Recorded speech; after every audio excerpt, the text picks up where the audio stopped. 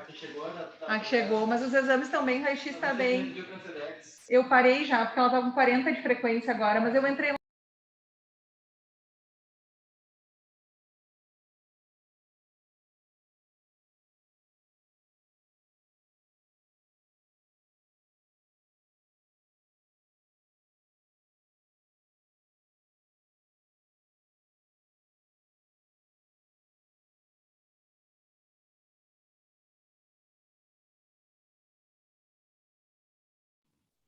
Bom, boa noite. Boa noite, pessoal. Então, para quem não me conhece, meu nome é Emerson, eu sou médico intensivista aqui do Hospital Geral, aqui de Caxias do Sul, o coordenador, junto com o Rafael, aqui da residência de terapia intensiva aqui do Hospital Geral, tá?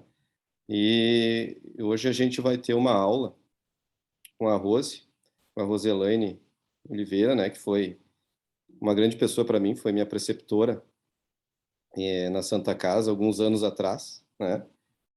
Embora não pareça, né? Mas a gente se conhece há bastante tempo, né? Ela é coordenadora, né, da UTI do Hospital Moinhos de Vento, ela é médica intensivista da Santa Casa, do Hospital Moinhos, professora da Faculdade de Ciências Médicas de Porto Alegre, e ela vai dar uma aula, com certeza excelente, porque eu já conheço as aulas dela, né? A gente tinha um clube de ventilação em Porto Alegre, sobre ventilação mecânica nas doenças obstrutivas, né? Não sei se a Rose está aí.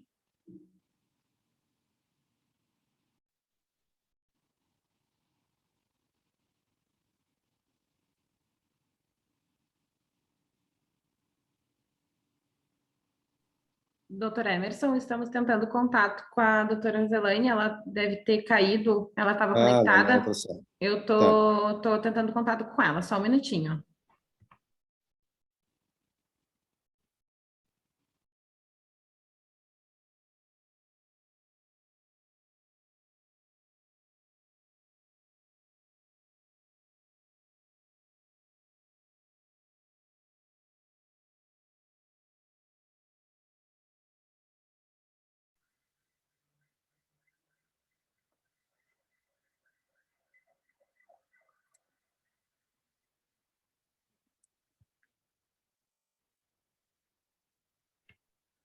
Boa noite, doutora. Oi, Boa oi, Rose. noite. Oi, agora sim.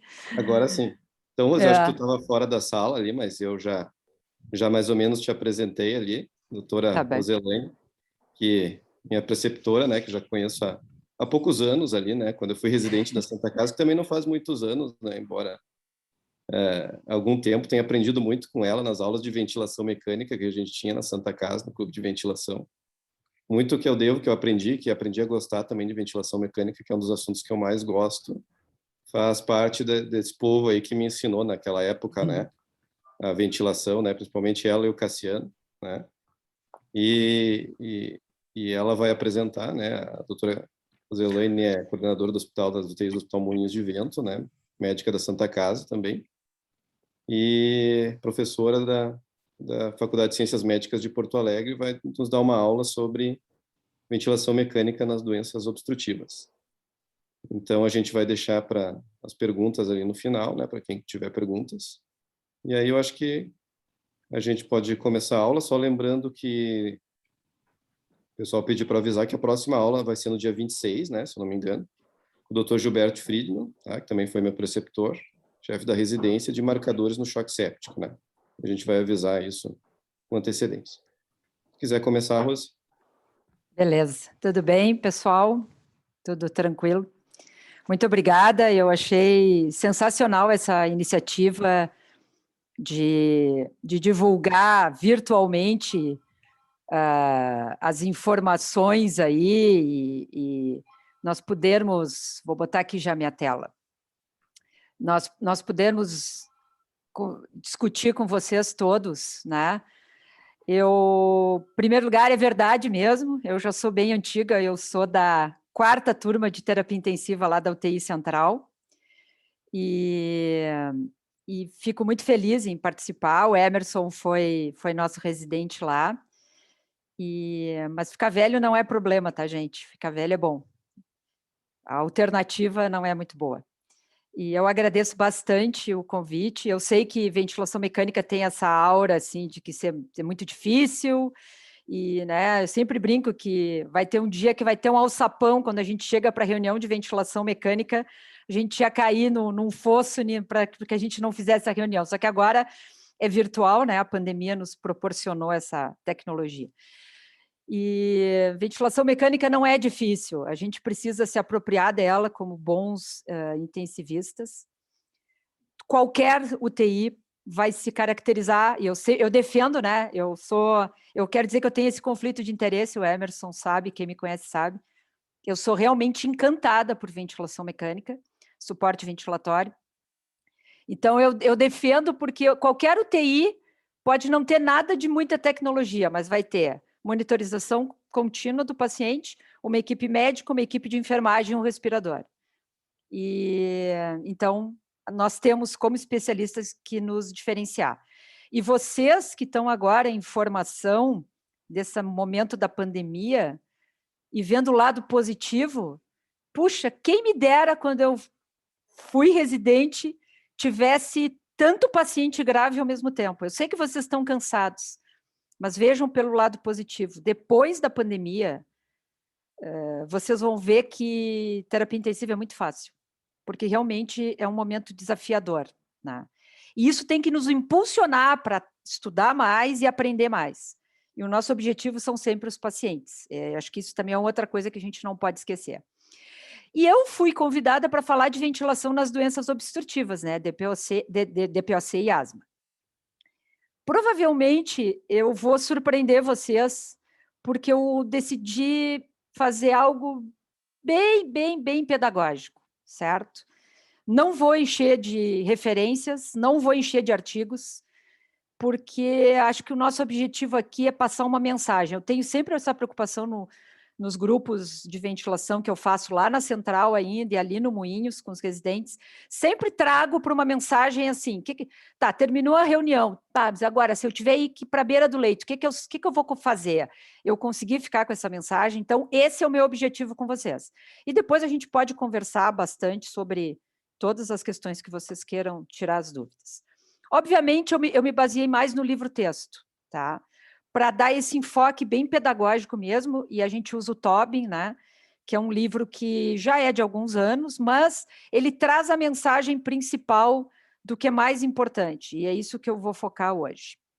Então, vamos começar na ventilação mecânica dos pacientes com DPOC. A DPOC, ela se caracteriza, e vocês sabem disso, pela limitação persistente ao fluxo aéreo, que não é totalmente reversível, e aqui eu já faço chamar a atenção de vocês.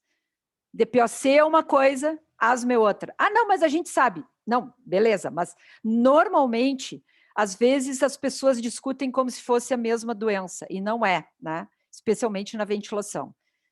DPOC não tem essa limitação ao fluxo aéreo totalmente reversível, como na asma. Vocês sabem que é uma limitação progressiva, que está associada a uma resposta inflamatória. E essa resposta inflamatória, tanto das vias aéreas, quanto do parênquima, quanto da circulação pulmonar. As exacerbações, para vocês terem uma noção, elas ocorrem em torno de 0,5 a 3,5 episódios por ano dos pacientes que têm DPOC. No Brasil, nós temos 5,5 milhões de pacientes. E 10%, em geral, no Brasil, de todos os pacientes que estão em ventilação mecânica são DPOC. Então, se vocês pensarem que gama de pacientes nós temos para proporcionar ventilação mecânica, é muito grande. E se vocês saírem daqui agora convictos de que quando eu estou na frente de um paciente com DPOC, eu não posso pensar ele como um paciente normal, ou seja, o olhar diferenciado do manejo desse suporte de vida, já só de vocês se derem conta disso já é muito bom. Então, na fisiopatologia tem questões importantes. Por exemplo, vocês sabem que aumenta muito a resistência da via aérea, que às vezes fica em torno de 2, 4, 6, às vezes vai para mais de 16 centímetros de água por litro por segundo, normalmente por broncoespasmo, porque tem edema da mucosa brônquica, nós já vimos ali que, né, tem o componente inflamatório da mucosa. Existe aumento da produção de muco, tem uma questão muito importante relacionada à fisiopatologia, que é o colapso dinâmico, e que se existe colapso dinâmico, o que vai acontecer? Vai ficar o ar mais retido, e eu também vou ficar com o pulmão hiperinsuflado e vou ter diminuição do recolhimento elástico. Então, o que acontece? Aqui eu estou mostrando para vocês o ponto de igual pressão. Deixa eu tirar aqui que eu... Isso. O ponto de igual pressão... O ponto de igual pressão é esse ponto aqui demonstrado nessa figura. O que acontece nessa figura? Aqui a gente tem o alvéolo, o bronquíolo, e aqui existe um estreitamento. Então, o ar entra na inspiração, e quando o paciente vai expirar, essa estrutura aqui na via aérea, ela colaba. Por isso que fica a hiperinsuflação, né? Por isso que fica retido o ar. E eu estou mostrando aqui para vocês, porque isso aqui tem implicação de como nós vamos manejar o respirador para, às vezes, facilitar. E eu mostro mais adiante para vocês. Aqui é a demonstração clara do aumento da resistência da via aérea. Quando vocês olharem as figuras nos livros texto, especialmente de ventilação, não se assustem. Sempre olhem o que vocês estão enxergando. Primeiro, examine. Então, nós estamos tendo aqui, no tempo, a curva de fluxo e a curva de pressão esofágica, que, como você sabe, dá uma estimativa da pressão pleural, né? A pressão que é medida no terço médio do esôfago. Na assistência, lá no dia a dia beira do leito, nós não fazemos medida da pressão esofágica. Mas nos livros texto, eles nos mostram, os trabalhos que estudam mecânica pulmonar, porque é uma forma de estimar a pressão pleural. Então, aqui é um paciente que está com disfunção ventilatória. Quando ele é colocado no modo de ventilação e é controlado, olha só como diminui. Diminui o fluxo, mas olha o esforço que ele faz. Não tanto só em frequência, quanto de esforço mesmo, com diminuição da pressão pleural. Então, isso é demonstrando que, muitas vezes, esse é um das demonstrações gráficas como o paciente está tendo esforço ventilatório. E aqui, também uma outra demonstração do que aumento da resistência expiratória na via aérea. Então, o ar entrou, e aquilo que eu falei para vocês, ele tem muita dificuldade para sair, por colapso da via aérea, como tinha na entrada, mas tem aquele colapso no ponto de igual pressão, né? Que é lá mais próximo do alvéolo. Então, vocês vejam aqui na curva azul, é um sujeito normal, ele vai fazer um esforço inspiratório e ele vai expirar de uma forma completamente diferente que o paciente com DPOC. Ele inspira, mas a pressão pleural atinge um platô, justamente por essa resistência na saída do ar. Isso implica também não só na fisiopatologia, mas na forma como nós temos que ventilar o doente. Então, quando o paciente acaba tendo deteriorização do quadro respiratório, na exacerbação, ele vai ter alterações na mecânica ventilatória, ele vai ter alterações dos músculos respiratórios e, consequentemente, vai ter alterações nas trocas gasosas. Normalmente, o que acontece? Hipoxemia, hipercapnia e acidose respiratória. O que está envolvido na hipoxemia? Por quê? Primeiro que ele tem uma alteração ventilação-perfusão, que ele já tem normalmente pela própria evolução da doença dele, mas que nas exacerbações correspondem mais ou menos a 46% dos quadros de hipoxemia. Portanto, ele tem uma destruição do parênquima, se destrói o parênquima e a circulação, dependendo do padrão, né, se é enfisematoso ou não, vai ter uma distribuição anormal do fluxo sanguíneo, vai ter doença das pequenas vias aéreas, reduzindo essa ventilação alveolar. Ele vai ter shunt pulmonar, mas o shunt, como responsável ou piorando a hipoxemia, não é tão importante. E, obviamente, ele vai ter uma redução da relação entre pressão alveolar e pressão arterial de oxigênio. Isso vai depender também da ventilação minuto. E vocês sabem que se ele vai cansando, essa ventilação diminui bastante. A hipercapnia está sempre muito relacionada à ventilação alveolar. E aqui, claramente falando, entrada e saída de ar do alvéolo. O paciente ele vai ter um padrão respiratório típico, né, com alteração da frequência sobre o volume corrente, ou tidal volume, né? Então, é aquele paciente taquipneico com volume menor, e que pode ocorrer mesmo, a hipercapnia pode ocorrer mesmo nos pacientes que não estão recebendo oxigênio, que a gente tem muita preocupação de não, cuidar do oxigênio, mas tá bem, a hipercapnia ela pode se desenvolver desde que ele comece a ter uma ventilação um pouco mais rápida e, portanto, não conseguir trocar o ar lá no alvéolo mesmo. Aqui é um fluxograma que parece um pouco confuso, né, como muitos dos nossos fluxogramas, mas eu não vou, a prerrogativa de quem apresenta é conseguir dar o tom da apresentação. Eu não vou falar para você sobre ventilação não invasiva, que eu acho que demoraria muito, eu sou meio...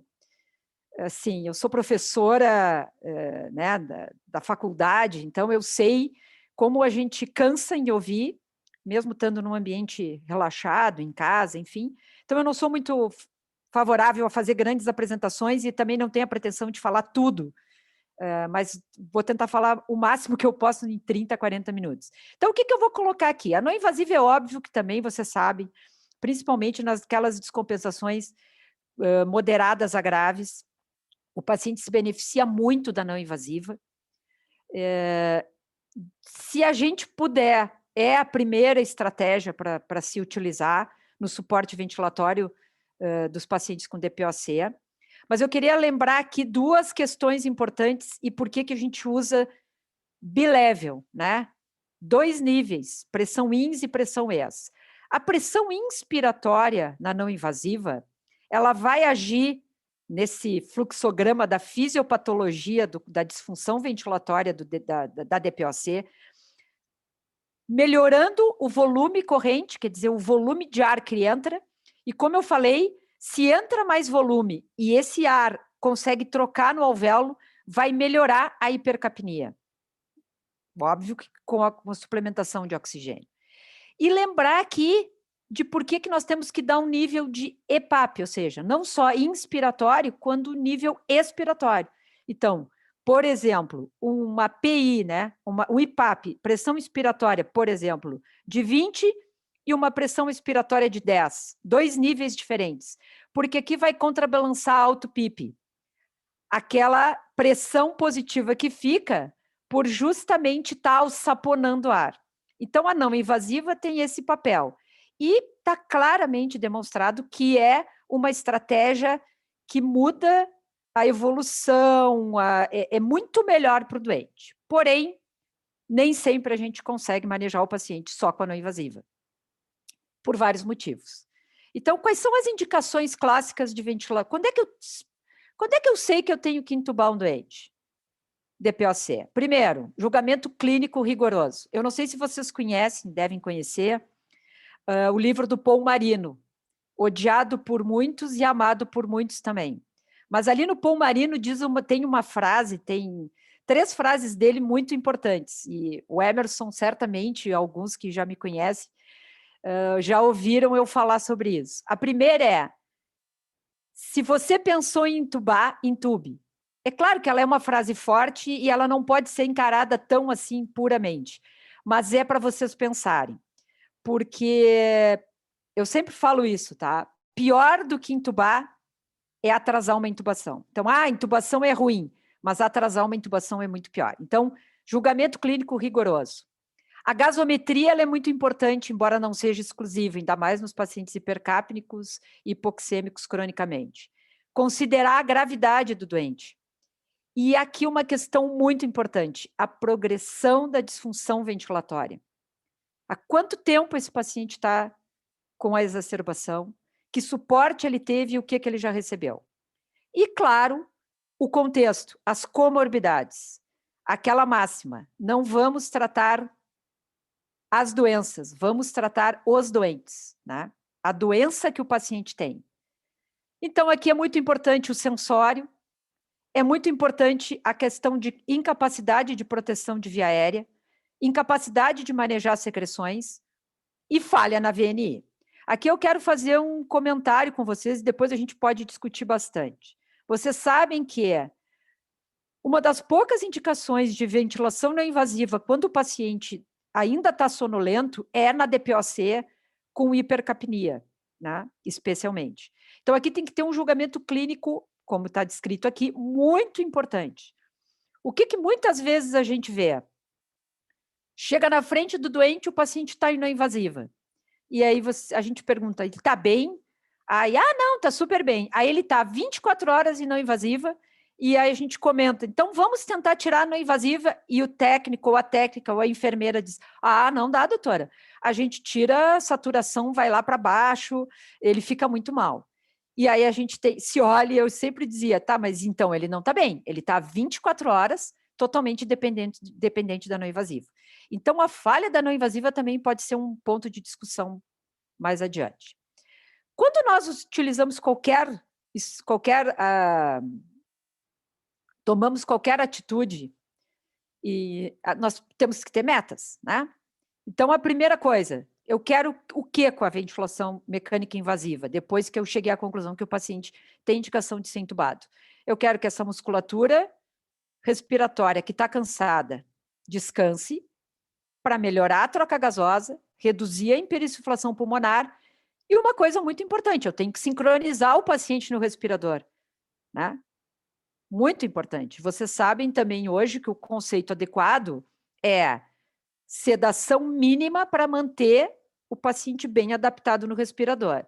Se nós formos olhar os pacientes com a COVID, os graves, que vão à ventilação mecânica, é óbvio que isso é uma quimera, não vai ser só sedação, vai ter que ser também bloqueador neuromuscular.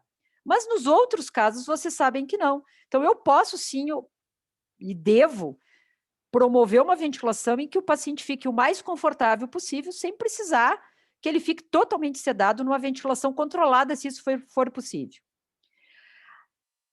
Mas para fazer a ventilação invasiva, nós temos que entubar o doente. Então, questões importantes para nós discutirmos aqui.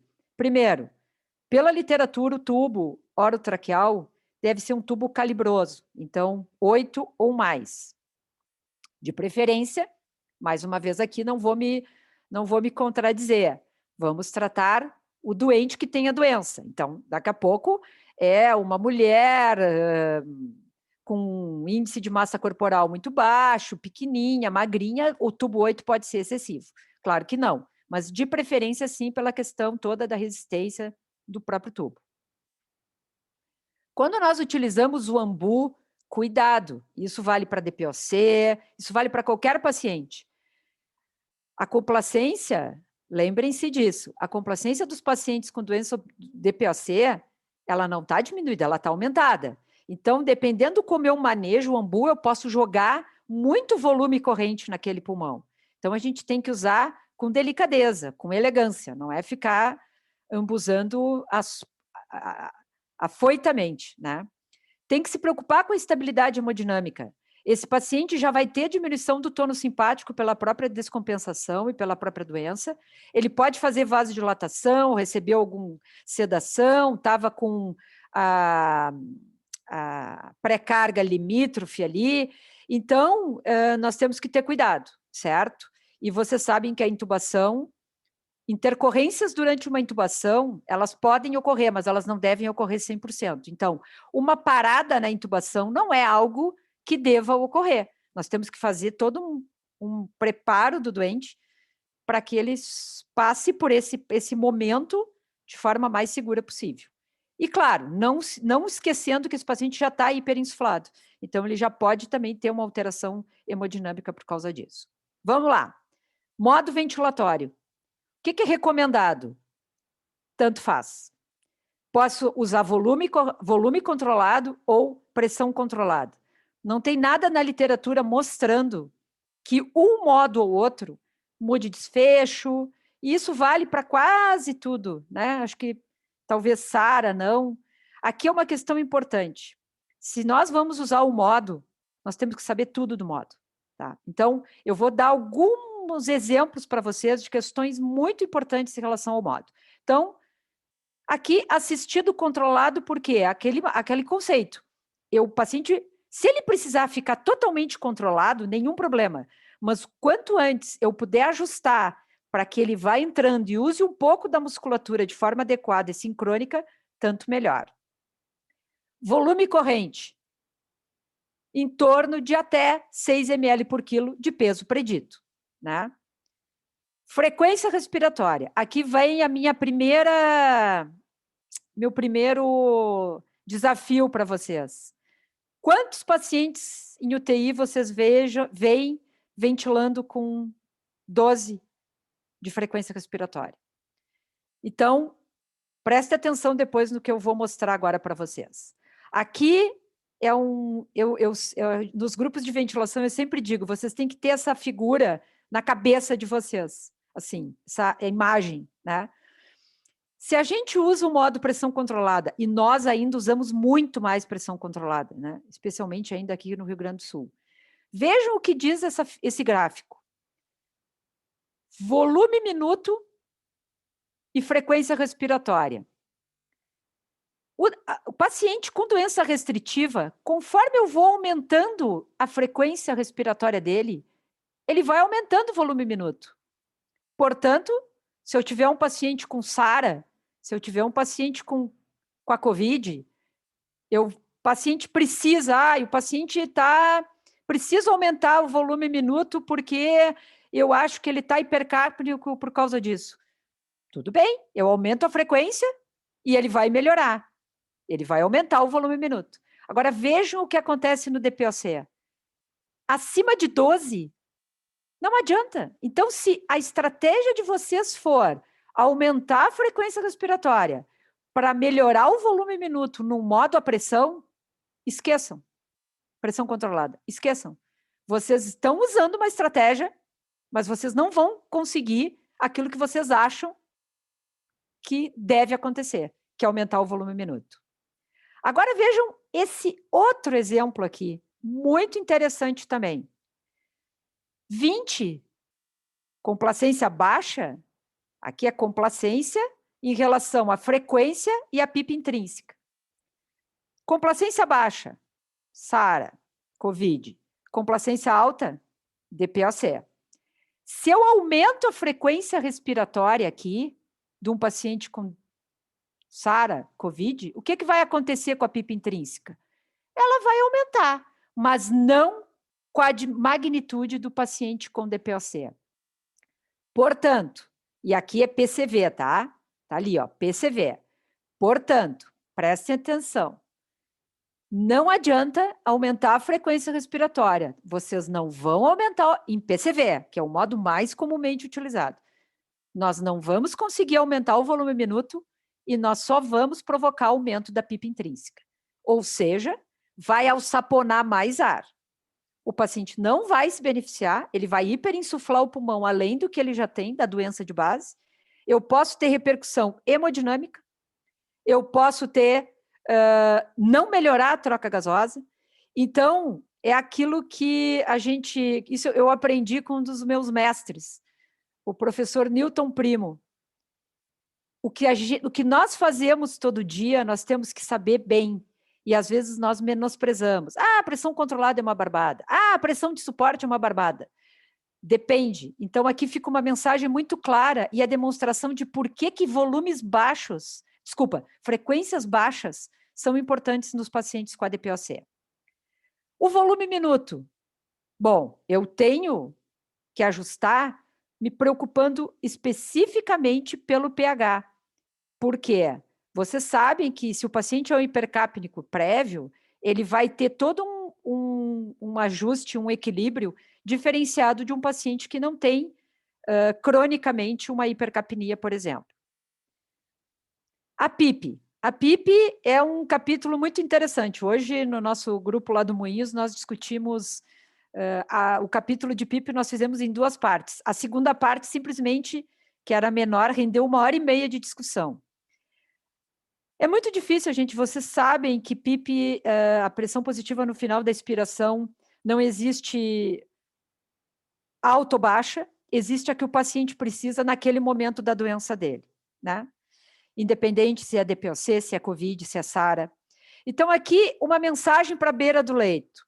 Se eu estiver usando o modo a volume, quem sabe eu vou ajustando a PIP e medindo a platô. Exemplo, estou lá num volume controlado de 350. Eu acho que o paciente precisa mais de PIP, não tenho mais nenhum outro parâmetro, acho que ele vai se beneficiar. Eu posso aumentar de 12 para 14. Se a platô saiu de 25, claro que eu vou exagerar, para 35, extrapolei minha PIP. A PIP só está hiperdistendendo. Se eu estiver utilizando o modo à pressão, eu posso monitorizar pelo volume corrente expiratório, pelo volume que o paciente aspira. E FO2 é outro dado importante. Eu também desafio vocês, quem está no hospital, quem vai para o hospital amanhã, começar a olhar as FO2 e ver quais são as saturações que a gente quer. O oxigênio, ele é uma droga e ele precisa ser utilizado também, de novo, para as necessidades do doente. Por que todos os pacientes têm que ter 98 de saturação? Não necessariamente. Como é que era esse paciente antes? Se o paciente era o hipercápnico e o hipoxêmico crônico, eu preciso trazer ele para um equilíbrio da hemostasia dele, mas para começar o desmame eu vou ter que estar próximo do basal dele, senão ele não vai conseguir se ajustar. E mais uma mensagem, o desmame começa quando nós começamos a ventilação. Quanto melhor ventilado o paciente ficar, e melhor tratado, no contexto, né? Obviamente o desmame vai ser mais rápido e melhor. Então, a saturação para um DPOC, em média, é em torno de 92%, 95%.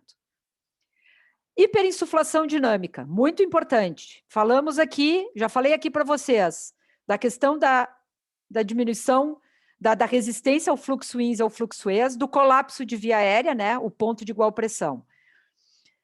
Como é que nós podemos ver a beira do leito? Aqui tem uma curva de fluxo no tempo, e para chamar a atenção, eu estabeleci aqui o zero. Vejam que na próxima inspiração, mesmo controlada, o fluxo não vai a zero, ó. O fluxo começa abaixo da linha do zero. Isso aqui é a demonstração, mesmo com uma pausa ex. Significa que o paciente tem PIP intrínseca, alto PIP, né? Isso é muito importante. Porque a PIP extrínseca, ela vai nos ajudar, especialmente no disparo do respirador, quando os pacientes têm PIP intrínseco ou alto PIP, que é o caso da DPOC. E aqui também é do Tobin, o exemplo da cachoeira. Porque a pergunta aqui pode ser, tá, tudo bem, mas então, por que eu estou vendo aqui na curva de fluxo? Eu não consigo ver na curva de pressão expiratória se o paciente tem alto PIP. Primeiro tem que fazer uma pausa expiratória para medir a magnitude da PIP intrínseca, de quanto de hiperinsuflação ele tem, em termos de pressão. Para fazer isso, o paciente não pode estar usando a musculatura dele, em hipótese alguma, portanto, ele tem que estar com bloqueador neuromuscular. E, obviamente, vocês sabem que nós não utilizamos para todos os pacientes. Assim como não está indicado eu fazer um bloqueador neuromuscular num paciente sedado só para medir a PIP intrínseca. Então, eu tenho que medir no momento adequado. Em média, nós medimos no momento da paciente estar razoavelmente estável, mas ainda não está entrando na ventilação. Vamos supor que esse degrauzinho aqui seja o equivalente a esse nível aqui. Então, que aquilo ali signifique 10 de alto PIP. O respirador, o zero ali do respirador, vou voltar aqui, equivale a esse ponto aqui. O que significa isso? Significa que essa coluninha aqui, o respirador não enxerga. Eu vou ter que medir, porque a válvula expiratória está aberta no ambiente. Se eu medir, eu vou ver que o paciente tem lá, faço a pausa ex, eu vou ver que o paciente tem 10 de alto PIP. Qual é o princípio? O princípio é, nos modos assistidos, utilizar em torno de 80% dessa alto PIP. Portanto, se eu meço e tenho uma alto PIP de 10, eu posso botar 8. Qual é o objetivo? O objetivo é trazer para cá, ó. Aqui ele está dando 10. Agora, o nível zero, que eu estou dando 10 de PIP, PIP extrínseca. Vou lá no respirador e boto 10. Agora, o zero é aqui. Esse zero aqui É aqui. Por quê? Porque eu estou dando, aqui na direita, eu estou dando 10 de PIP. Esse 10 de alto PIP o respirador não enxerga, porque a válvula, vou repetir, está aberta para o ar ambiente. Então, ele vai exalar e vai ficar 10 de pressão positiva lá. Ah, mas se eu botar 12? Bom, aí eu hiperdistendo. Aí eu hiperdistendo. Se eu usar o total da auto-PIP, 10, ou 80%, o que acontece no disparo do respirador? Vai ser aqui. Aqui o paciente vai ter que fazer todo esse esforço, porque o zero do respirador é aqui. Então, eu seto lá, -2. O paciente vai ter que puxar toda essa pressão aqui, que está intrínseca pela hiperinsuflação, vai ter que puxar e vai ter que disparar aqui, ó. Então, ele vai ter que fazer um esforço muito grande. Se eu botar uma PIP extrínseca de 10 ou 8, por exemplo, aqui, o -2 vai ser aqui. Vai facilitar. Então, é importante entender a hiperinsuflação e oferecer PIP extrínseca para facilitar o disparo nos modos assistidos controlados. E evitar o quê? Uma coisa que eu falei antes, que é muito importante, que evitar assincronia ou dissincronia. Depois eu posso falar sobre a PIP independente dos modos assistidos, tá? Então, resumindo, é esse o quadrinho. Eu posso usar o modo a volume, eu posso usar o modo a pressão.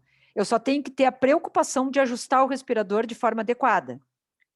Eu preciso me preocupar com o volume, eu preciso me preocupar com a frequência respiratória. Lembre-se, a relação INS e ES, esse é outro erro grave quando nós botamos o paciente para ventilar. O DPOC, pela própria hiperinsuflação, ele precisa de tempo para respirar. Eu vou ajustar o volume minuto para manejar especialmente o pH em relação à hipercapnia. Eu vou dar a PIP e vou ver qual PIP ele vai se beneficiar.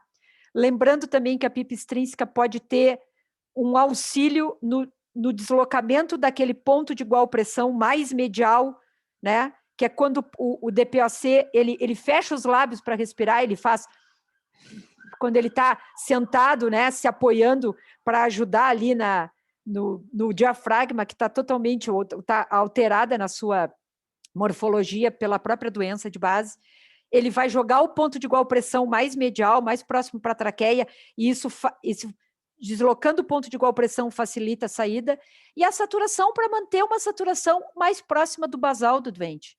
Não preciso manter 98, não é o que ele precisa. O que é importante?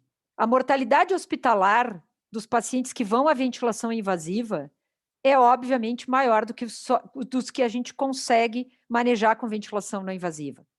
Em 6 meses, é em torno de 11%, em 12 meses, 24% a 43%, e acima de 65 anos dos pacientes que vão à ventilação mecânica, 1 ano depois, mais ou menos 48% a 60%. E na extra-hospitalar, normalmente, óbvio, aumenta a mortalidade, e a não invasiva é muito importante para diminuir a mortalidade em relação à fase crônica. Na asma, o que acontece?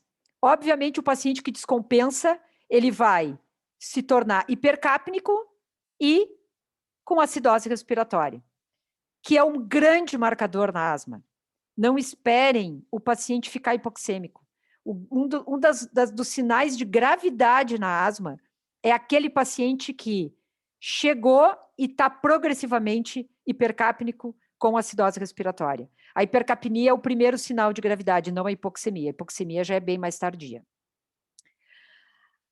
Obviamente que a asma se caracteriza por resistência aumentada da via aérea, hiperinsuflação pulmonar, aumento de espaço morto e hipercapnia. Aqui é uma resistência diferente da DPOC, reversível, né? Vocês sabem que a grosso modo, entre uma crise e outra, o asmático não tem uma doença progressiva e instalada como é a DPOC. Por isso que não dá para misturar as estações. Muito cuidado quando se vai falar de ventilação e se bota as duas doenças da mesma forma.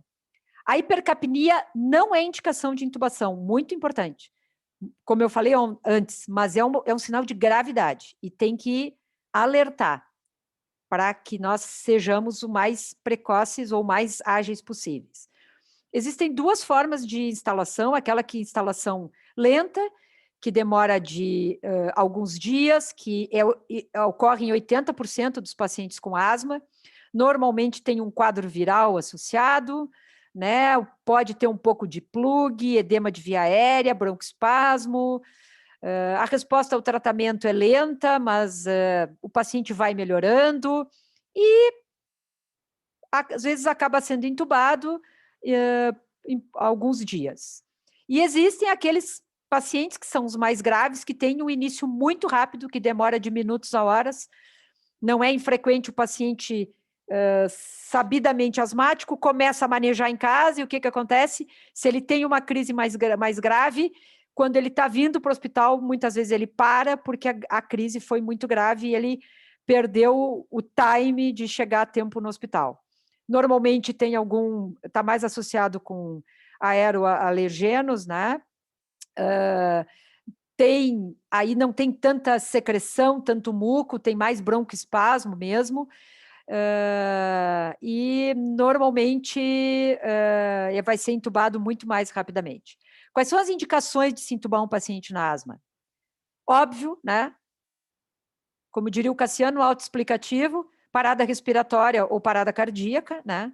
Mas temos que ter cuidado, aquele paciente ali, aqueles 20%, muitas vezes, que chega com aumento progressivo do trabalho respiratório e já chega com sinais de fadiga, e aqui a hipercapnia não é um marcador absoluto, mas ela é muito importante, né, na avaliação, e cuidado com a fadiga, né?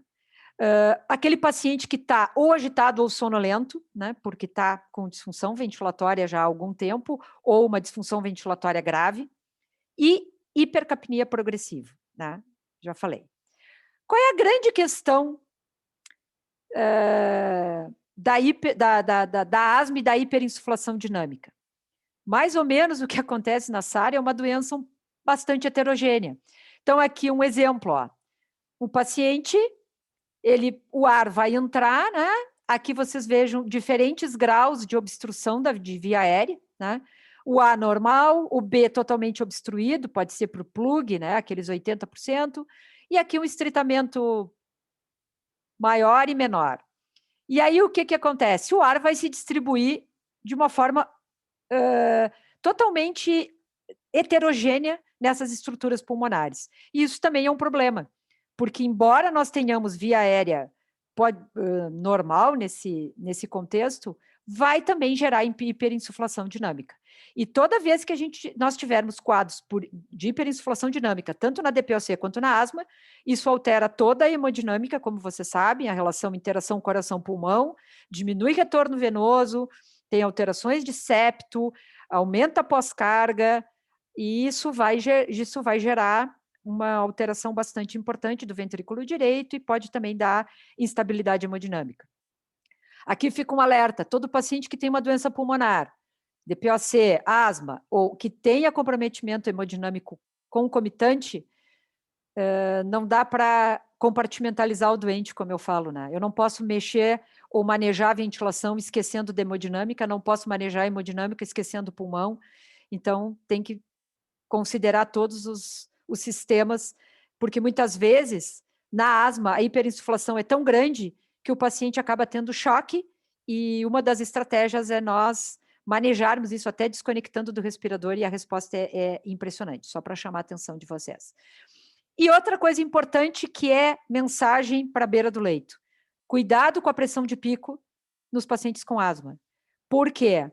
Se vocês estiverem ventilando um paciente que tem muita resistência na via aérea, especialmente nos quadros agudos, aquele paciente que veio por asma, estava bem, daqui a pouco chamam a gente na beira do leito porque o paciente não está ventilando. O que acontece? Se vocês forem ver a pico, a pressão de pico pode estar 60, mas a platô, que é a que reflete exatamente o que está acontecendo lá no alvéolo, pode estar 20, pode estar 10, porque a pico é a pressão do momento dinâmico da ventilação, via aérea. A platô é o que está acontecendo lá no alvéolo. E vocês sabem, quanto mais diferente a pico da platô, podem ter certeza que tem resistência de via aérea. Ou o paciente tem broncoespasmo, ou ele tem secreção, ou o tubo está obstruído, ou ele está mordendo o tubo, mas o fato é que é aumento de resistência da via aérea. Pico e platô são muito próximas. E idealmente se vê através dos modos a volume, né? Como se deve ver mecânica respiratória. Aqui é o exemplo do paciente que está com asma, e aí ele está lá ventilando, e nós colocamos ele no respirador. E aí nós botamos ele num nível de volume corrente com o volume pulmonar lá em cima. Se nós fizermos uma apneia, ou, como eu falei para vocês, desconectar do respirador, vocês vão ver que diminui o volume. E isso, às vezes, reflete nitidamente na hemodinâmica. E eu sei que eu posso estar falando algo que causa espanto, mas como vou desconectar o respirador? É só para lembrar que o especialista tem que saber usar todas as estratégias que existem, embora elas possam ser exceções, né? E eu insisto muito isso com todos, porque hoje ainda falei, né? Tem uma frase que é mais bonita ser dita em francês, mas eu não sei falar francês. Na medicina, como no amor, nem nunca e nem sempre. Sejam conhecedores de tudo que puder beneficiar o doente. Porque à beira do leito, muitas vezes, nós temos que tomar decisões que não tem artigo mostrando. Claro que nós temos que estudar, mas aqui é um livro-texto, mostrando aqui a apneia. Eu posso fazer a apneia no respirador, mas eu posso também desconectar, e isso vai ter impacto direto na diminuição da hiperinsuflação e, muitas vezes, na hemodinâmica. Aqui é um outro exemplo. Mesma coisa, só falando de formas diferentes, né? Por quê? Porque nós temos que ter cuidado. Às vezes o paciente vai fazendo ao longo do tempo, ou porque ele está piorando do quadro de resistência, ou porque nós estamos dando uma frequência que não é a mais adequada. Aqui o auto-PIP acontece da mesma forma. Eu preciso ter uma pausa expiratória maior, né? Cuidado, 2 a 3 segundos podem superestimar os valores, né? E nós precisamos deixar uma pausa um pouco mais prolongada, mas para medir essa auto-PIP, o paciente tem que estar medir de forma fidedigna, ele tem que estar obrigatoriamente com bloqueador neuromuscular. Então, eu não posso ter atividade da musculatura expiratória, porque eu posso superestimar, certo? Então, é bem importante o paciente estar com relaxamento da musculatura respiratória. Só lembrem, quando nós damos bloqueador neuromuscular, nós não estamos manejando a hiperreatividade brônquica, tá? É só para ter uma medida mais adequada e para conseguir ventilar o paciente de forma mais adequada, né? Óbvio. Aqui é um exemplo muito interessante, demonstrando aqui volumes minutos diferentes, né?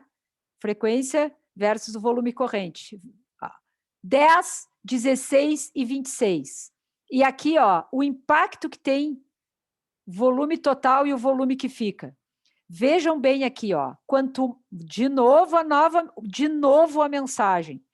Quanto maior o volume minuto no paciente com asma, pior vai ser a hiperinsuflação dinâmica desse doente.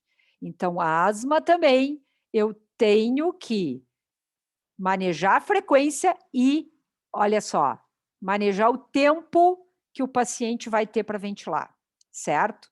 E aqui outra demonstração do impacto da frequência respiratória nas pressões. Vejam, 6 é o verdinho e 18 é esse rosinha, enfim. Quanto maior é a frequência respiratória, mais impacto eu tenho na auto-PIP. Então, DPOC e asma, o que tem que ficar de mensagem? Eu tenho que ventilar esse paciente diferente. Eu não posso pensar igual. Eu tenho que diminuir a frequência. Eu não posso querer manter o paciente como eu ventilo SARA, como eu ventilo pós-operatório. E aqui, o fluxo expiratório final. Mais uma vez, demonstrando a importância de uma frequência menor. Então, aqui, ó, asma, modo assistido controlado.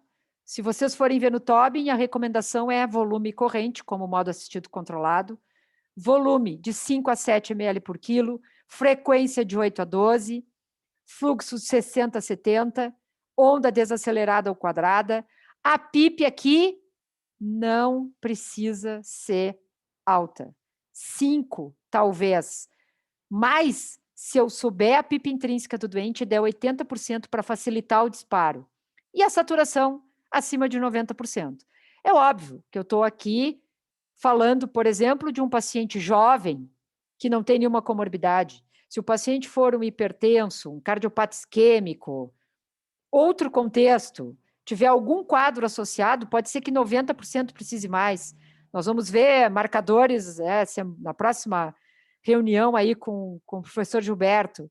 Daqui a pouco eu tenho um marcador de disfunção tecidual, eu preciso ofertar mais, eu tenho lactato aumentado, aí eu vou ter que contextualizar. Mas, em média, se for um quadro respiratório puro, por que eu tenho que manter todo mundo com 92? Oxigênio em excesso é tão ruim quanto falta de oxigênio, né? Manejo não ventilatório, vocês sabem, beta-agonistas, salbutamol, fenoterol, obviamente que é muito importante, principalmente beta-2 e patrópio inalatório, com todos os cuidados, né? De preferência com espaçador, porque é muito difícil sincronizar. Não adianta ventilar o paciente, botar direto no tubo. Acho que tem algum microfone aí aberto. Corticoide também é importante, hidrocortisona, metilprednisolona. E a sedação, acho que não cabe aqui a gente discutir muito mais. Heliox é uma terapia alternativa, 70% hélio, 30% oxigênio, porque por causa do hélio tem uma baixa densidade, diminuiria a resistência. Gases halogenados, que são difíceis de nós usarmos no dia a dia, e tem a ECMO naqueles pacientes que definitivamente nós não conseguimos ventilar de forma adequada na ventilação convencional. E lembrando sempre das complicações, né? Toda e qualquer alteração que eu faça no doente, toda e qualquer intervenção, eu tenho que saber. Então, aqui, ó, hipotensão, não é só a sepse, não é só choque séptico. O paciente pode estar com hiperinsuflação, o paciente pode ter tido uma complicação, pode ter feito um pneumotórax, depressão miocárdica.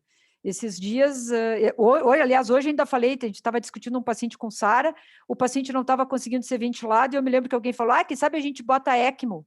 E eu disse, tá, mas primeiro vamos ver o que está acontecendo. E o paciente tinha um pneumotórax, né? Isso já faz algum tempo. Então, disfunção miocárdica também, o paciente pode estar acidótico, eu não manejei direito ainda a hipercapnia dele, e assim por diante. Aqui agora 2 mensagens finais. A primeira, eu gosto sempre de mostrar isso. Esse é um livro mais antigo do Tobin, como dá para ver a foto, mas a mensagem que eu quero mostrar aqui é, quem é que está olhando o paciente? Muitos dos meus colegas queridos e que eu admiro muito, um dia falou que eu espero que tenha sido de brincadeira. Daqui a um tempo a gente não precisa mais nem tocar no paciente, nem entrar no box. Eu sei que foi brincadeira. Gente, por mais que nós tenhamos tecnologia, e essa foto aí nem tem tanta tecnologia, né? Muito antiga. Não é da minha época, tá? Eu sou antiga, mas não é da minha época. Não esqueçamos de ver o doente. Nada substitui o nosso olhar, a nossa observação. Tanto é assim que é importante o rotineiro, né? O rotineiro vê o filme, o plantonista vê uma foto, mas não interessa. Eu posso chegar no plantão, olhar e dizer, eu vi esse paciente semana passada, ele está diferente. Então, olhem os doentes, examinem os doentes. As assincronias, as desincronias, vocês não vão ver muitas vezes, se vocês, junto com a curva do respirador, que todo mundo não quer muito... é muito difícil, a gente destapa o doente, a gente está vendo que o doente está ventilando mal, né? Então, não adianta toda a monitorização. E aí eu acrescentei isso hoje a propósito da discussão e da brincadeira hoje no nosso grupo de ventilação, que, daqui a pouco os respiradores vão dizer tudo para nós e, vão botar lá robôs, né? Não foi robô que foi falado, mas eu vou falar robô. E a gente não vai precisar mais estar lá. Não, graças a Deus. Se tem uma questão que, por mais que nós estejamos cansados, nos enche de alegria e orgulho, eu acho, e eu já falei para vocês, eu sou encantada pelo que eu faço, faria tudo de novo, faria toda a minha terapia intensiva de novo, embora goste de dormir cedo e acordar cedo, fiz muito plantão e faria tudo de novo, e fiz durante a pandemia agora. Não adianta a tecnologia, precisam as pessoas para manejar a tecnologia. Esse avião da foto de cima não decola sozinho. O respirador pode nos dizer o que a gente tem que fazer, mas será que o paciente pode? Do ponto de vista de mecânica ventilatória, ele pode ir para um teste de ventilação espontânea, mas será que ele não está chocado porque sangrou? Será que ele não está com lactato elevado e insuficiência renal e precisa ir para diálise. Então, o que tem que nos alegrar é que toda e qualquer profissão que precisa do intelecto e do manejo com o ser humano tem seu futuro.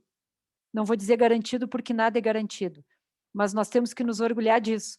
Nós temos uma profissão que ajuda as pessoas, e tudo isso que a gente está fazendo aqui, eu espero ter sido útil para que vocês consigam, a gente possa discutir, mas que nós sejamos úteis para os doentes. Não adianta ter tecnologia.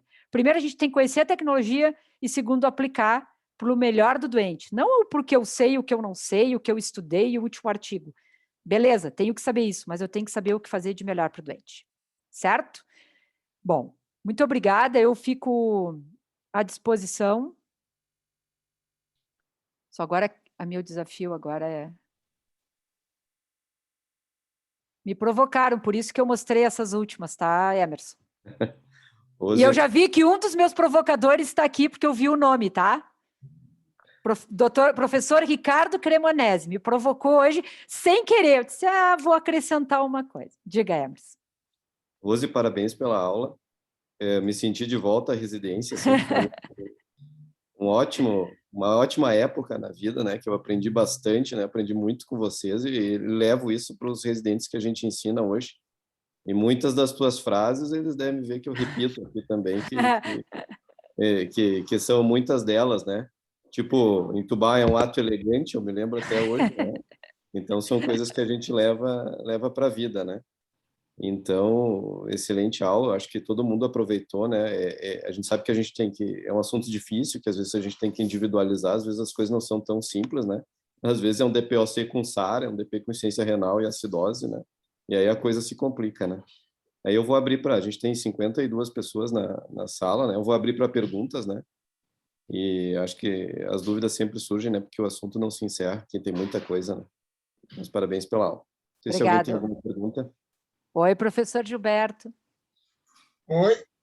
Oi. Agora parece que eu estou na residência mesmo. Não, mas eu também, eu tenho que fazer essa ressalva. O Gilberto, eu sempre digo para ele não foi o meu orientador, ele é o meu orientador. Ai, querido. Sempre.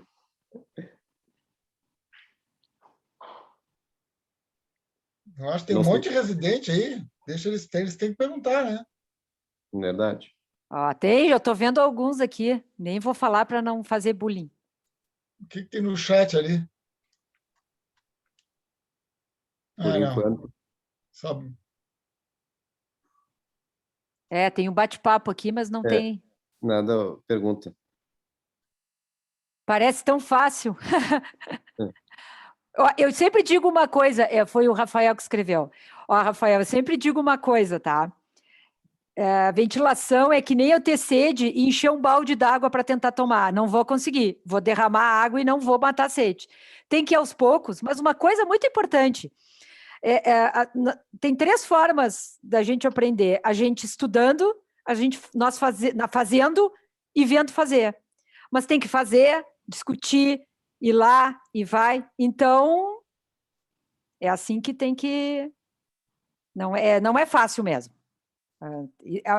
O primeiro passo é se dar conta que não é fácil mesmo. Mas não pode se intimidar, né? Eu também, quando comecei a fazer mestrado e doutorado, nunca tinha feito nada. O Gilberto me pegou pela mão. Nunca fez nada por mim, mas me puxou. Me ajudou sempre. Então, assim, não dá para desestimular, isso que eu quero dizer. Eu também não tinha nada... Olha, tem uma pergunta da Edna. Se pode repetir sua escolha do PIP baseado no volume expirado em modo... Eu acho que é sobre o manejo da PIP nos pacientes em modos controlados, Rose. Isso. Não, então, assim, o que acontece? Hoje a gente discutiu bastante sobre PIP. Eu acho que tem questões que o intensivista de carteirinha, como eu chamo, né? Sabe que não pode dizer se é alto, se é baixo, eu sou contra volume, eu sou a favor de volume. Não existe isso, existe o doente com a sua necessidade. É sempre muito importante. E outra coisa importante é individualizar o doente, né? A gente fala muito de medicina de precisão. A medicina de precisão é aquele doente que eu tenho ali na minha frente, é o N igual a 1. E não compartimentalizar. Acabei de falar, se eu me preocupar só com a ventilação, eu vou esquecer a hemodinâmica, aí não adianta nada. Porque eu vou tentar dar oxigênio, mas esse oxigênio vai fazer o quê? Vai para onde e como? Então, assim, o que acontece? A PIP, ela não é alta nem baixa. Ela é adequada para o doente. E muitas vezes uma PIP de 5, por exemplo, na asma é adequado. Qual é a questão? Uma dica à beira do leito é o seguinte: o paciente está com 5, eu quero passar para 8. Eu estou no modo a volume, a platô foi muito alta, extrapolou, estava em 20, foi para 26. Essa PIP só está hiperdistendendo um pulmão que já está hiperinsuflado. E no modo a pressão, é dar uma olhada de quanto ar sai.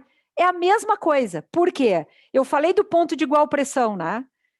Se eu dou PIP, quando o paciente faz com os lábios, quando ele está sentado, ele está gerando PIP, né? Porque ele está fechando a boca e ele está saponando um pouquinho mais de ar. Com isso, aquele ponto de igual pressão, ele se desloca mais medial. Por isso, eu facilito a saída de ar. Não é para todo mundo. Não é para todo mundo. Então, uma dica é, o paciente está no modo controlado, a pressão, está com uma PIP de 5. Eu passo para 8, o volume inspiratório é 400 e o expiratório é 200. Passei para 8, o volume foi para 250. Passei para 10, estou exagerando, ele foi para 400. Tá bom. Então, aumentou. Se não modifica, é porque essa PIP extrínseca, aquela que eu seto, não está ajudando em nada, só vai hiperdistender o pulmão. Eu vou aumentar o volume INS e não vou diminuir o volume S. Por isso que eu mostrei a figurinha do colapso de ponto de igual pressão. Para entender. Por isso que é o sapona, mais perto do alvéolo, né, que fecha na expiração. Eu acho que tem mais a Ruth levantou a mão ali, né? Vocês têm uma pergunta que é... A Ruth Suzin? Isso. E agora ficou complicado, né? Tô brincando. Oi, Fala, Rose. Rutinha. Oi, Rutinha. Tudo. Agora nós estamos na central. Tá, então a pergunta é para o professor Gilberto. Não, Rose... Eu respondo qualquer coisa. Eu sei. Eu sei mentir. Diga, Rutinha. Não, olha só. Manejei as primeiras horas, uns 2 dias aí, as coisas estão melhorando, causei sedação e o VAC fica 15 ml por quilo, automaticamente. Eu tolero isso? Olha, também discutimos isso hoje. Hoje o grupo não foi, o grupo foi sobre PIP. A gente estava falando outra coisa, a gente estava falando mais de SARA e Covid. Depende. Como é que está o ajuste dessa ventilação? Como é que está a questão do disparo? Está muito fácil? Como é que está o alçaponamento de ar? Como é que está a platô? Como é que está... Tudo vai depender se tu está falando da asma ou tu está falando da DPOC.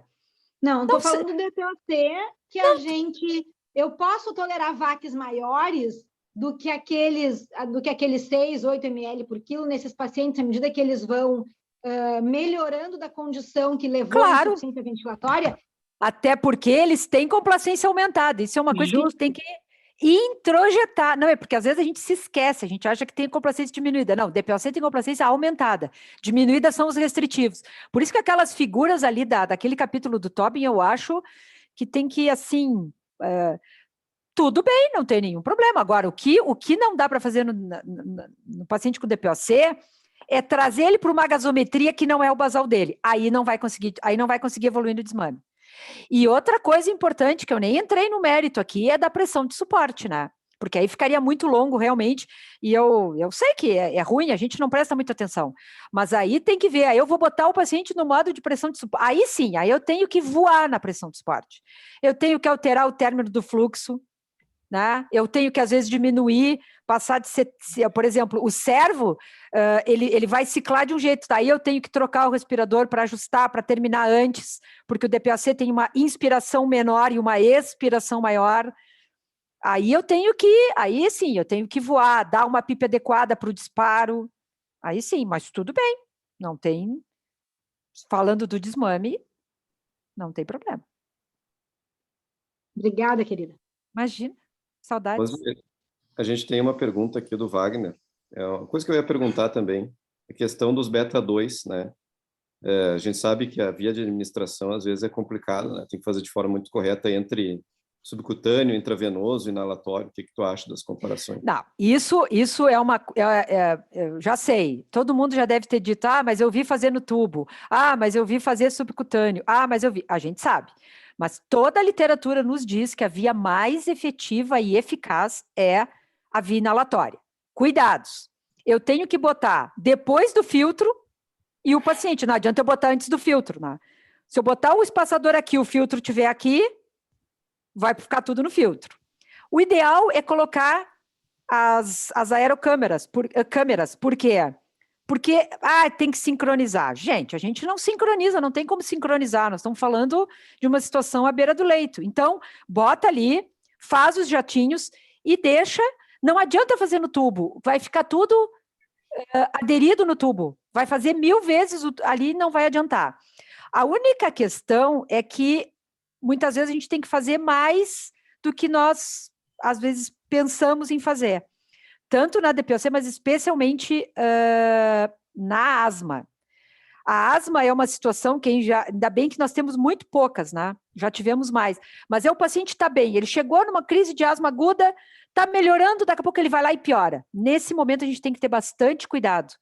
Importante aqui dar uma mensagem também, eu falei que eu ia usar a prerrogativa para fazer algo bem acadêmico mesmo, de verdade, assim, bem, tipo, aula da faculdade, mas é realmente importante. Vocês não se surpreendam, e como é difícil ter, quando o paciente está tendo uma crise de broncoespasmo grave, o paciente não ventila, a gente, às vezes, o que a gente faz? Está escrito também no TOB, né? Quando o paciente não está ventilando. E, claro, quando não é COVID, desconecta do respirador e usa o ambu. Não é infrequente a gente pegar o ambu e eu não conseguir comprimir, porque parece essa caneca aqui. E a primeira coisa que vem na cabeça da gente é, o tubo está obstruído, vou tirar o tubo. Na asma, não façam isso. Isso é aumento de resistência da via aérea, 90% das vezes. Se vocês estubarem esse doente para trocar o tubo, podem ter certeza que o paciente vai ter grande chance de parar. Então, nesse caso, tem que fazer o beta 2 ali. Claro que a resistência vai interferir na chegada alguém perguntou aqui que eu li, pode interferir digamos, na chegada da droga, mas esse é o princípio. A forma mais efetiva é a via inalatória, de forma adequada. Colocar uma aerocâmera ali, botar o jatinho ali com hipatrópio e beta 2 e deixar o paciente ventilando ali. Pode fazer, como diz aquele meme, né, do Instagram. Quer fazer? Faz. Vai funcionar? A grande chance é de não. O paciente vai ter mais para efeito. A forma mais efetiva é a inalatória. Isso aí. O Gilberto tem uma pergunta ali, não sei se tu Eu pergunto. Não vi. Se a ventilação por pressão... Eu pergunto. Tu pergunta, Diga, então, Gilberto? Pergunta. Então, é mais para ver se o raciocínio e os residentes acompanhar. A ventilação é um jogo de pressão e volume, né? Tu entrega a pressão, varia o volume, tu entrega o volume, varia a pressão. Então, existe uma controvérsia que eu não sei responder, eu queria que tu respondesse. Qual o modo? Eu vou começar a ventilar um paciente lá que está com asma, um quadro grave, assim. Eu ventilo volume ou ventilo a pressão? Se eu ventilar volume, eu vou entregar aquela pressão inicial grande, eu vou vencer resistência. Se eu entregar a pressão... Eu queria te ouvir, em resumo é isso. Não, beleza. Só queria, para dar uma relaxada, porque eu sei para não ficar pesado. Emerson, tu quer ver como eu tô velha?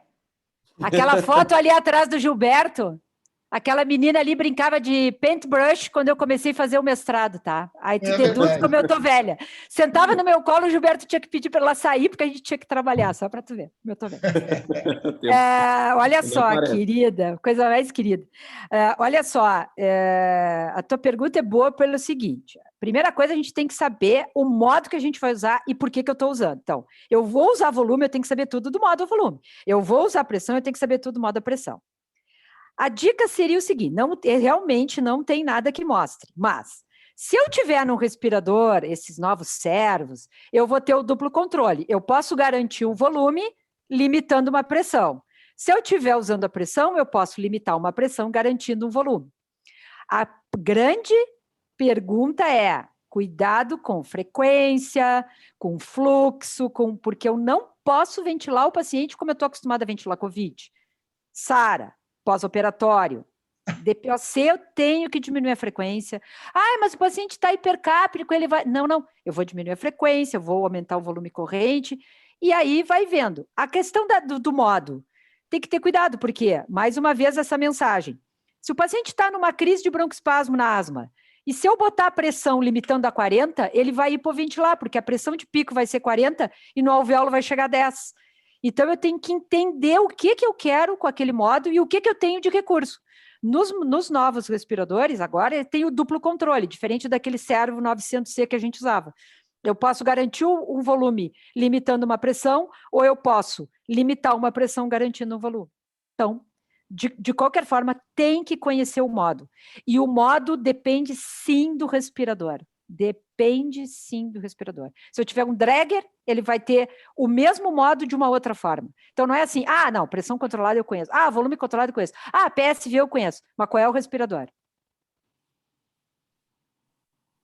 E dá para tirar, sim, o melhor do equipamento, tá? Não adianta querer ter o melhor. Eu quero só o mais moderno. Aí chega lá, as pessoas não tiram caldo do mais moderno. Isso acontece muito na pressão de suporte. Só tem um problema, né, Rose?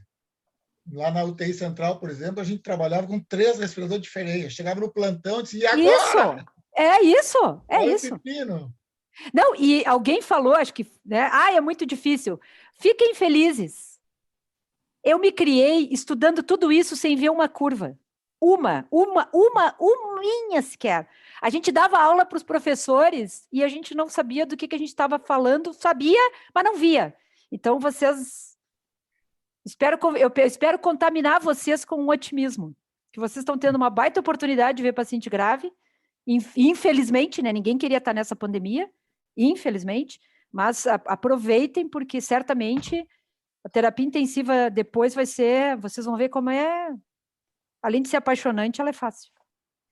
Fácil para quem estuda e trabalha, né?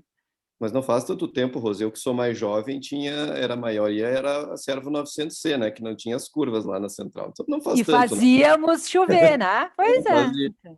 Eu tenho uma pergunta, Rose, porque tu falaste da frequência respiratória baixa, né? Que a gente deveria usar, né? Mas existe uma tendência que a gente vê muito aqui, né?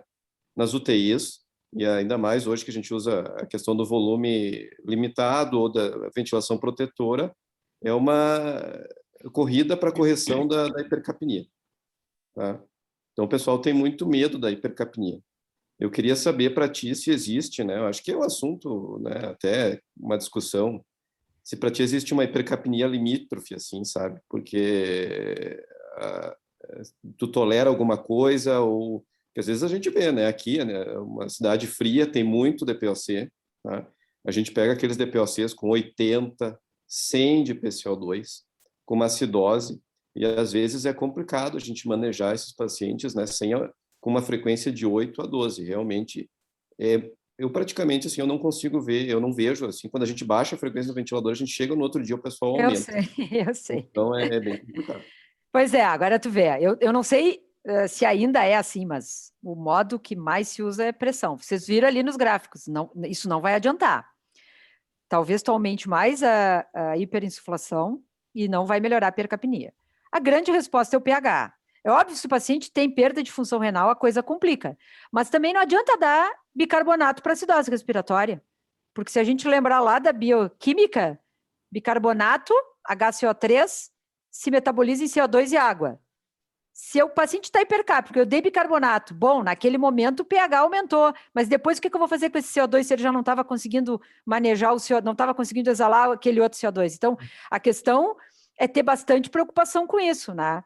Eu não posso fazer agora, são 7h16, agora 15 para as 8, 7h30 eu faço um bicarbonato e 8 horas eu saio do... Também não é assim, né? Porque o paciente vai piorar. Então, acho que um balizador é o pH. O outro é a capacidade, que demora, claro, de compensação do ponto de vista do componente renal. E o de base, né? Porque o DPOC, 80, 100, se ele tem 60, ele não vai estar tão acidótico, a não ser, e aí não vou me contradizer, só se ele tiver, por exemplo, choque séptico, se ele tiver outros comemorativos, tudo bem. Aí pode ser que eu tenha que aumentar o volume, mas a frequência, em geral, está mostrado ali, né? Aquele gráfico, impressão não vai melhorar o volume minuto. O que vai melhorar a hipercapnia? O ar entrar e sair do alvéolo, básico.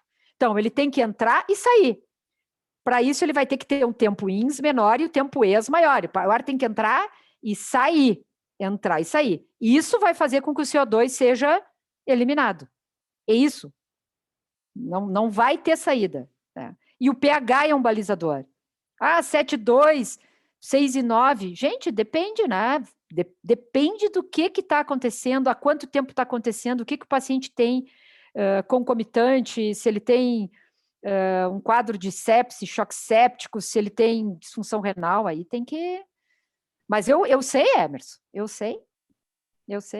Eu estava falando hoje, teve um dia que a gente estava com uma paciente lá na central com uma fibrose pulmonar e estava com uma PIP de 10 e eu fui lá e deixei em zip. E a paciente melhorou. Eu sei que juntou um monte de gente que vinha ver o paciente porque... como é que alguém está com zip, 0 de PIP? Depende do doente, não sei, tem que pensar, né? Por isso que a gente estuda, né? Para ser útil, como eu digo. A gente estuda para ser útil para os doentes, né? Para nós é difícil, às vezes, manter, eu porque sei. a gente tem CO2 e a gente não tem rim, né? E exato. aqui a gente tem uma limitação no nosso meio de não ter uma hemodiálise. Muitas vezes a gente tem uma hemodiálise convencional de 3, 4 horas, né? Estendida é muito difícil, né? E hemolenta aqui não existe, né? Então, às vezes as coisas se complicam. Por isso que também fica a mensagem, terapia intensiva não é só saber entubar e dar noradrenalina. Verdade. Muito bom. Não sei se tem alguém mais alguma dúvida. Eu acho que é isso, né? Não sei se alguém tem mais. A aula foi excelente, eu aproveitei muito, rever todo mundo, rever a Rose, né? A gente não se via verdade. agora. Muito bom. Parabéns pela iniciativa. Parabéns pela aula, muito bom. Legal. A próxima aula é do Dr. Professor Gilberto. Né? Dia 26, né? Marcadores no choque. Visto ali, Emerson, porque a Rose falou que tu gosta do Paul Marino, do livro, né? Tu viste que eu botei ali? Porque ele é conhecido como o Blue Book. Eu sofri naquela Grêmio, fase. Né? Azul do Grêmio. Agora eu falei! Muitos gostam, outros não gostam. Eu sou honesta. Viu? Porque é azul. Entendi. É verdade. O Gilberto foi muito bom para mim, que ele me liberava para ir nos jogos, né, do Grêmio no Olímpico, né, no final do round, né?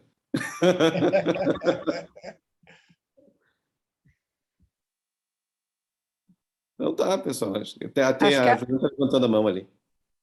Sou eu. Não, só para avisar, agradecer a Rose, assim, foi excelente. Acho que nossa, essas aulas, assim, estão sendo tudo melhor que a gente imaginava. Acho que está servindo para juntar o pessoal do interior com o capital, enfim.